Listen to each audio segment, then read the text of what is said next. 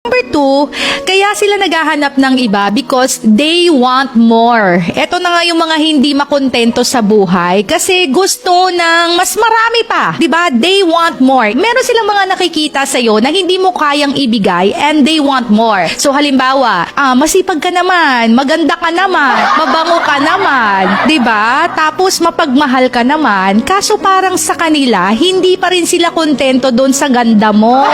Hindi pa rin sila kontento sa bango mo.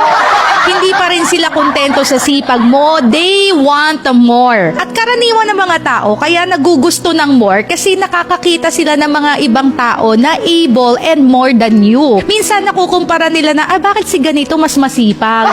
Bakit si ganito mas maganda? Kasi dati wala silang choice, ikaw lang. Ngayon, they want more kasi nakakita sila ng ibang mga choices, especially kapag masyadong maraming namimit na tao yung isang tao. Nakakakita sila ng marami pang mga choices, marami pang mga option. Ang tendency, hindi na nila mararamdaman na kontento sila sa relationship ninyo. So, number 2 reason kung bakit naghahanap ng iba, because they want more. Ito na yung mga taong hindi makontento sa buhay. Kaya minsan magtataka ka, diba? Bakit nag-cheat yung isang tao? Bakit naghanap ng iba? Ang ganda-ganda naman ng asawa. O kaya naman kung babae yung nag-cheat, bakit ang sipag-sipag naman ng asawa? Ang laki ng sweldo.